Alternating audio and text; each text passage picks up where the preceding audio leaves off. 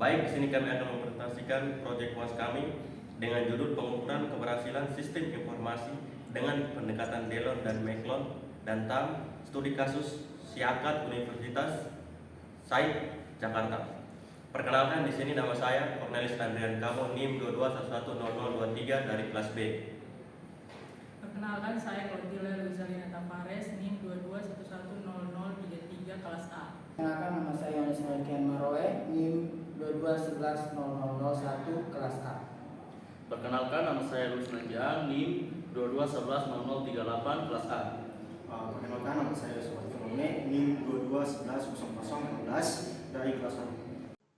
Pengukuran keberhasilan sistem informasi dengan pendekatan Dillon dan Meklon is Success Model dan TAM, studi kasus Siakat Universitas Shahid Jakarta.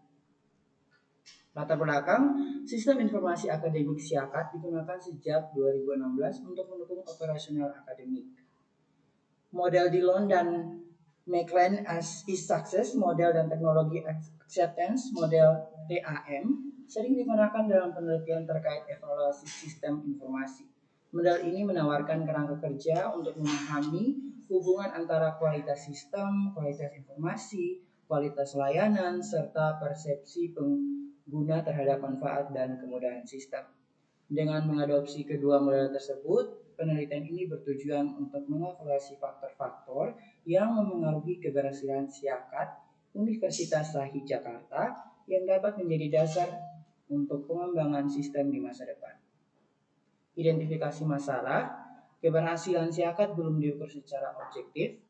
Tidak ada laporan resmi mengenai efektivitas, kualitas layanan, atau manfaat sistem. Hal ini menyulitkan pengambilan keputusan untuk pengembangan lebih lanjut. Kebutuhan pengguna tidak terdefinisi dengan baik. Analisis kebutuhan pengguna seringkali tidak mendalam, sehingga fitur baru kurang relevan dengan kebutuhan aktual.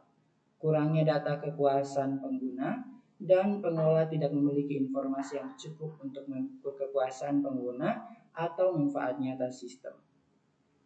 Yang berikut tujuan penelitian. Yang pertama, mengevaluasi keberhasilan penerapan Siakat menggunakan pendekatan Dillon dan Meklon as Success Model dan TAM.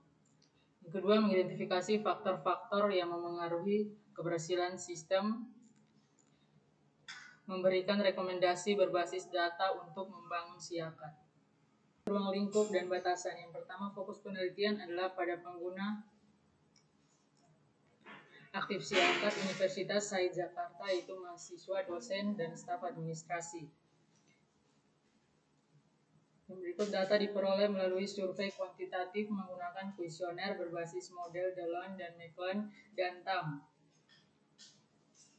Analisis data dilakukan menggunakan metode partial least squares structural equation modeling. Yang berikut yaitu manfaat penelitian. Yang pertama, teoritis, menambah referensi penelitian terkait evaluasi sistem informasi menggunakan pendekatan kuantitatif. Yang kedua, metodologis, yaitu memberikan contoh penggunaan model Dillon dan Meklon TAM dalam konteks pendidikan tinggi. Praktis, yaitu memberikan masukan strategis untuk pengembangan sistem informasi akademik. Landasan teori. Yang pertama itu model Dillon and Meklon is Success 2003. Model ini mengevaluasi keberhasilan sistem informasi berdasarkan 6 dimensi utama. Yang pertama, kualitas sistem quality, stabilitas, kecepatan, kemudahan penggunaan. Yang berikut kualitas informasi quality, yaitu akurasi, relevansi, dan kelengkapan data. Yang berikut kualitas layanan service quality, respon dukungan teknis dan kesiapan tim pendukung. Yang berikutnya penggunaan atau use, tingkat penggunaan sistem oleh target pengguna. Yang berikut kepuasan pengguna, user satisfaction, tingkat kenyamanan dan pengalaman positif pengguna. Yang berikut manfaat bersih, need benefit, dampak positif sistem terhadap efisiensi dan penghematan biaya organisasi. Yang kedua, teknologi accepted model TAM. Model ini menjelaskan adopsi teknologi berdasarkan dua faktor utama. Yang pertama, Preferred Useful Phase atau PU. Sejauh mana pengguna merasa teknologi membantu meningkatkan kinerja. Yang berikut, PEOU. Sejauh mana pengguna merasa teknologi tersebut mudah digunakan. Yang ketiga, Sistem Informasi Akademik SIA. SIA dirancang untuk meningkatkan efisiensi pengelolaan data akademik, seperti manajemen data mahasiswa, mengurangi duplikasi data dan kesalahan administratif. Yang berikut, akses informasi real time, mempermudah mahasiswa dan dosen untuk mendapatkan data akademik kapan saja. Yang berikut, efisiensi administratif, otomasi proses administratif seperti jadwal kuliah, pendaftaran, dan pengelolaan nilai.